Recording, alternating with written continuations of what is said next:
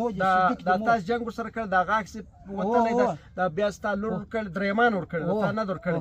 له دې سره تا تی رولی ده د ده د مور ما تی رولی دی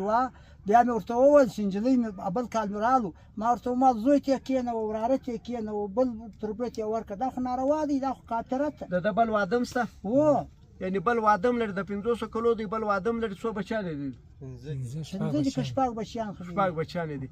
ګوره د موږ درېمان دا سپین ږیري څه دي دا ډېر ناروا دي دا ډېر ظالمان دي دا فیصله څه کړې ده اصلي سزا باید موږ دغه درېمانو ته ورکړو د یوې جرګې د یوې مرکې د درېمانو یوه غلطه فیصله چې د یوه کال نجلۍ یې په بدو کې ورکړې ده بد څه دي په جنګ کې د یو سړي یو غاښ وتلی دی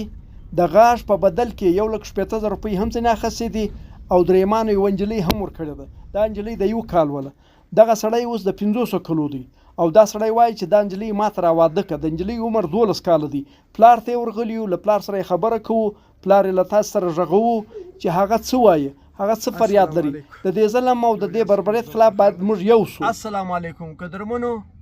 زه نن راغلی یم یو دغسې دردمن خوږمن پلار ته محمد اشرف نومیږي 12 کاله مخکې جنګ سوی د جنګ هم په کوچنیانو سوی د کوچنیان راغلي د جنګ سره کړی د هغه بعد بیا دوی جنګ سره کړی په دا جنګ کې د یوه سړي یو غاښ وتلی دی محمد صدیق نومیږي عمر یې 50 کاله دی د دې یو غاښ وتلی ده له هغه بعد خو نو بس دا کیسه چې د درېمانو ته تللې ده درېمان راولاړ سوي دي ورور فیصله یې کړې ده 1,80,000 روپۍ یې ورکړي دي هغه تاسې ادا کړې 1,80,000 روپۍ مو ورکړی چې له هغه بعد د یوه کال لور پکې ورکړې ده یعنې د یوه کال نجلۍ یې پکې ورکړې ده چې اوس یې عمر د 12 کاله یو خو که موږ راواخو په اسلام کې نجلۍ په بدو کې ورکول دا ظلم جبر ده دا ناروا عمل ده اسلام د دې اجازه نه ورکوي بل په پښتنو کې هم اکثره قبیلو اکثره پښتنو دا په بدو کې نجونې ورکول دا بند سوي دي له ډېره وخته راهیسې بند سوي دي اعلانونه سوي دي نوابانو کړي سردارانو کړي دي سپین ږیرو کړي دي دا دویمه خبره په اسلام کې هم بند ده په پښتني کې هم بند ده په د پاکستان په قانون کې دا جرم ده د پاکستان په قانون کې ته د یوه کال نجلۍ نه سوی ورکولی او نه د 12 کلو نجلۍ ودولی سوی دا جرم ده په دې باندې تقریبا 25 کاله قید راځي یعنې پاکستان په قانون کې د پښتانه په قانون کې د اسلام په قانون کې دا ټول ناروا ظلم د جبر ده نو کیسه څنګه واجد صاحب څنګه جنګ وشو څنګه جنګ و الکان سره هغه اخته شوي وویل یې دا لار دې ولې بنده کړې ده بل نو څه ده چې بنده زه راتلمه جنګ شو د دوی دا بله ورځ ویل زموږ غاښونه وتلي غاښونه په ډاکټر ښکلي دي وروره موږ د سر ښکلي نه دي موږ غاښ چې موږ په ډبره وویشي خامخا په نیمه کې ماتېږي خامخا له ریښو نه راخیږي که له ریښو وخېږم زه په ریښو په بېرته په دغه وروی کې ورږدم په 10,000 روپۍ یو غاښ ښول کېږي زه ورږدم تا 1,80,000 روپۍ ورکړی دي پور یې ورکړی ده ما بیا دی ورته ویل دغه مې شرم 3 وارې مې شره ورسره کړې 4 وارې مې پښتني ورسره کړې 3 وارې د په شره باندې فیصله کړې ده 3 سره وارې مې ګټلې ده دغه د فیصلې دا د اختیار یې ورکړی دی اختیار ورکړی دی یو دا مولوي صاحب څه نومېږي عبدالخالق آغا عبدالخالق آغا ته دغه فیصله ده عبدالخالق آغا ته فیصله په اختیار ورکړی دی سته فیصله راوکړه دا د لور هغه ورته دا ناروا ده دغه د دسخطونه هم سوي دي دا فیصله نه مني 3 فیصلې د شرعي ورسره کړي دي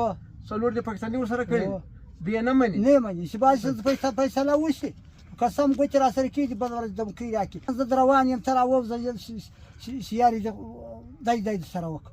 اخر یې زه مجبور اوسم چې عدالت نه وکړم نو څه وکړم چې د خدای شرع نه مني پښتون نه مني بل مسلمان نه مني بل نه مني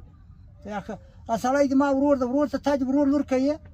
تر اوسه په اسلام کې څه وي بل اجي صاحب تا ویل چې مطلب ما له دغه سړي سره تیر ولې د دغه سړي د مور ما تیله ورېدله بلې خور سره صدیق بله ورځ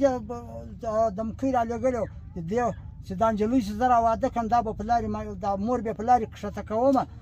د دې کالو ته به اور اچوم دې ته به لرګي پرې کوم سهار ماښام به وم ما نو د هغې خوارکۍ نو څه نه زه در کوم نه ته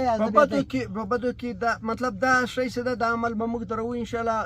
دا کې له تا سره ټول انسانیت ولاړ ده له تا سره ټول علما ولاړ دي له تا سره ټول پښتانه ولاړ دي مشران ولاړ دي سرداران نوابان ټول تا ملګري دي صاحب او دا درېمان چې دي د دې درېمانو خلاف خامخا جرګه راغوښتل کېږي چې هر چا دا فیصله کړې ده دې ته به سزا ورکول کېږي جرمانه به دې ته ورکوو دا پور به په دې پرې کوو په هغه ورځ مې ورته وویل په هغه سهار مې دغه مقام د دوی مشر د ما ول دا چې کوي دا ښځې ما تی راوالی د دوی پلار ژوندی وي د دا صدیق ته له دغه پوښتنه وکړه ته خود لا پوښتنه کړې لا نه کړې بیا یې سر نه ده خلاص کړی یو ورځ مې ورته وویل ما ولې ما تا ته وویل چې ما هیر دي مال دې ما په زړه دي 3 وارې په قرآن تېر کړی یم بالکل ټول پښتانه له تا سره ولاړ دي زه د وطن له ټولو علماو څخه